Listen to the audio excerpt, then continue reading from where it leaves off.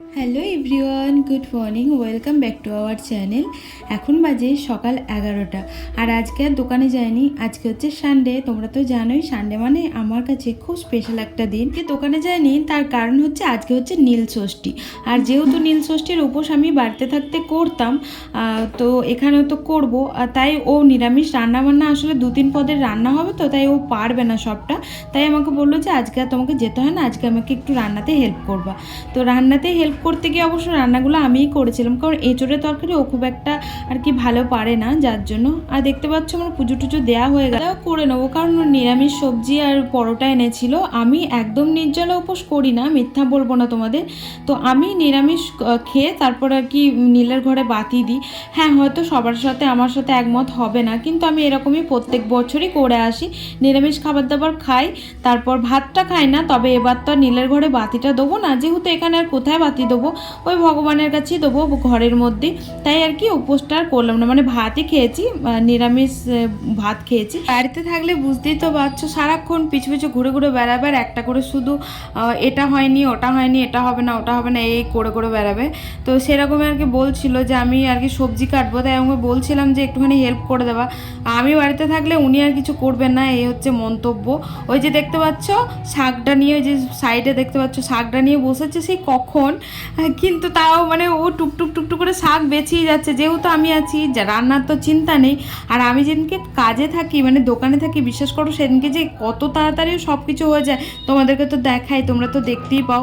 বাসন টাসন মাজা সব কিছু রেডি হয়ে যায়, কিন্তু যেহেতু আমি বাড়িতে আছি তাই একদম সব কাজে ঢিলে ঢালা চলছে। এখন বাজে 12টা মতন, আর এখন আমরা করছি নাস্তা। এই যে দেখতে পাচ্ছ পরোটা, সবজি, আর ওদিকে একটুখানি লস্যি এনেছিল। তো ও আর কি অনেক দিন পর আর কি লস্যি, আমি বললাম যে ওর পেটটা ভালো নেই, মানে কদিন ধরে গরম হয়ে গেছে পেট, যার জন্য আমি বললাম যে একটু লস্যি আনো বা দই আনো। তো দই আর আনিনি, লস্যিটা এনেছিল। তো খেলাম, খেয়ে দিয়ে দেখো আমি ভাতটা বসিয়ে দিয়েছি ওদিকে, আর ভাতটা টুকটুক করে হচ্ছে, আর এদিকে আমি ইয়েটা করে নিচ্ছি, শাকটা ওর সাথে একটুখানি আর কি হাতে হাত দিয়ে বেছে নিচ্ছি, না যে ও একদম রাত লাগিয়ে দেবে। কখন বসেছে সে সকালবেলাতে, মানে সবজি বাজার করে এনি আর কি বসেছি, কিন্তু তাও এখনও পর্যন্ত কমপ্লিট করতে পারিনি। তাই আর কি আমি দেখছি যে আমি না হাত দিলে আর হবে না। আসলে ও এরকমই চায়, জানো তো, যে আমি ওর সাথে সাথে সব কাজই আর কি ওকে হেল্প করি। তো যার জন্যই আর কি একটুখানি গড়িমসি করে, এই হচ্ছে ব্যাপার। তো তো চলো ঝটাপট বেছে নিই। তারপর আবার ওদিকে এঁচোড়টাকে আমি ওকে কাটতে বললাম, কারণ সবজিগুলো আমি বললাম যে তুমি কেটে দাও, আমি তাহলে রান্না বান্নাটা তাড়াতাড়ি হয়ে যাবে।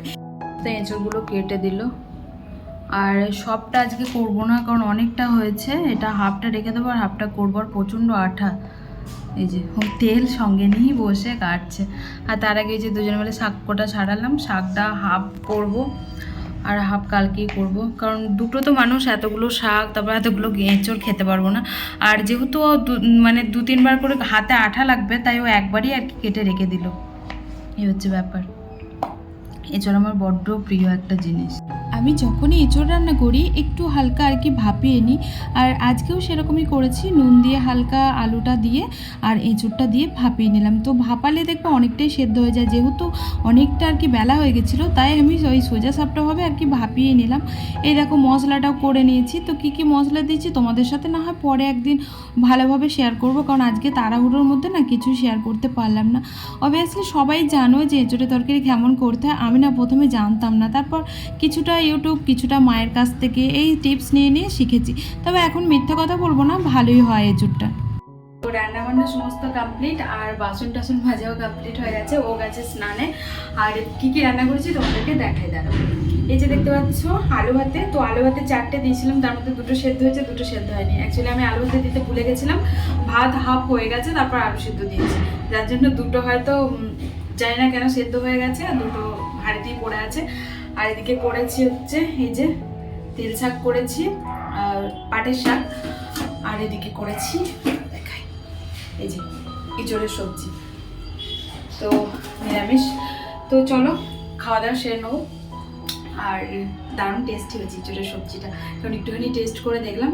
আর এদিকে ভাত তো আছি, আর শাক এখনও একটু আছে। তো এই যে শাক এতটা আছে, এঁচড়ও আছে অনেকটাই, কালকে হয়ে যাবে। Good evening. তো এখন বাজে হচ্ছে সন্ধ্যে 6:30, আর ঘুমাচ্ছিলাম একটু, খাওয়া দাওয়া করে এইমাত্র উঠলাম। উঠে সঞ্জু গেল চা বানাতে। কারণ আমার পায়ে হঠাৎ করে প্রচণ্ড পরিমাণে যন্ত্রণা করছে। মানে কালকে না পরশু দিনকে কী হয়েছে বলো তো, আমি শুয়েছিলাম, তারপর শুয়ে একটুখানি ব্যাঙের মতন করতে গেছি স্টাইল, যাই হোক এরম করে মানে এরম ওপরে শুয়েছিলাম, তারপর এরম করে যেতে গেছি, আর আমার হাঁটুতে মানে ওই যে হাঁটুর যে মালাই চাকিটা হয় না, মালাই চাকিটা মানে কি হয়েছিল জানি, সেই মালাই চাকির নড়া অংশ হয়, এবার ওই জিনিসটা লেগে গেছে, এই হচ্ছে ব্যাপার। তো পরশু দিন কিন্তু 5 মিনিট পর্যন্ত ওরকম আমি পড়েছিলাম শার্টপাটের, কারণ মনে হলো যে পুরো ঘুরে গেল আমার মালাই চাকিটা সেরকম দিয়ে।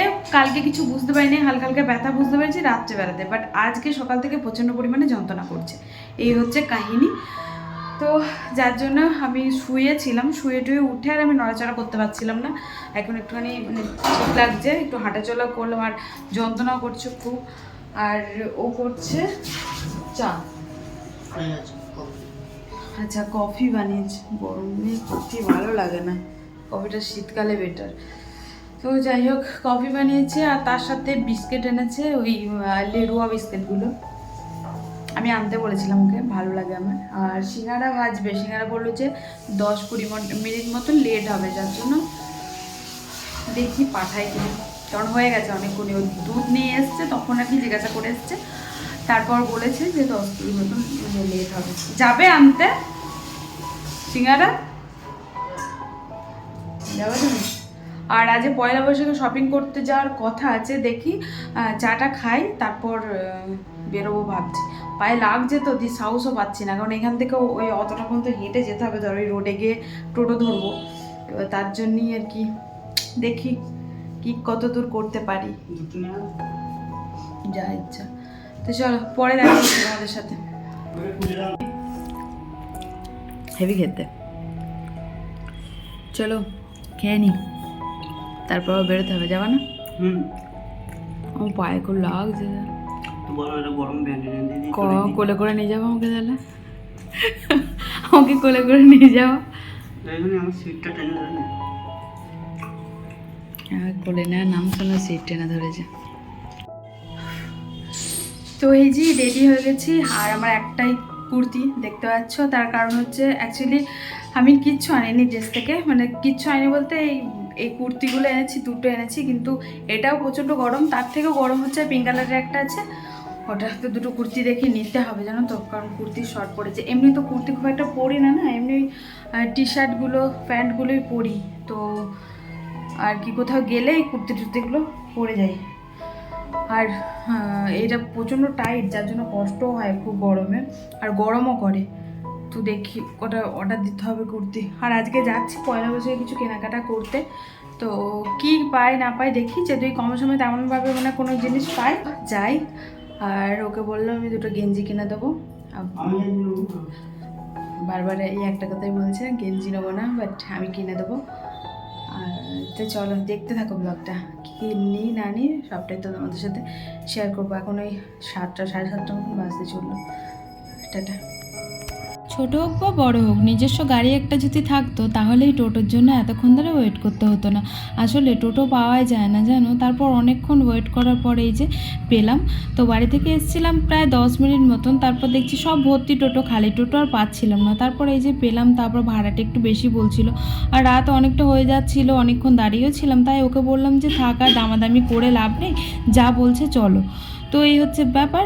আর এখন দেখো যাচ্ছি, আর আমার না কিছু নেওয়ার ইচ্ছে ছিল না, কারণ আমি ভাবছি যে অনলাইন থেকেই নেবো। অনলাইন থেকে না একটুখানি দামটা কমে পড়ে, মিশো থেকে নিলে দেখবে একদম দামটা অনেকটাই আর কি কম পড়ে, বেশ জিনিসও ভালো আসে, আমার তো ভালোই আসে, জানি না কার কেমন আসে, তবে আমি যতগুলোই অর্ডার করেছি আমার খুব ভালো ভালোই জিনিস আসে, তাই ভাবলাম যে আমি ওখান থেকে অর্ডার করব। কিন্তু ও তোর কথা শুনছে না, আমি ওকে যেহেতু দেবো বলেছি, ও তো দেখতেই পেলে ও না করছে, নেবে না, কিন্তু যেহেতু দেবো বলেছি তাই ও আমাকে বলছে ঠিক আছে আমি একটা শর্তে নিতে পারি, তোমাকেও কিছু নিতে হবে আমার কাছ থেকে, তারপরেই আমি নেবো।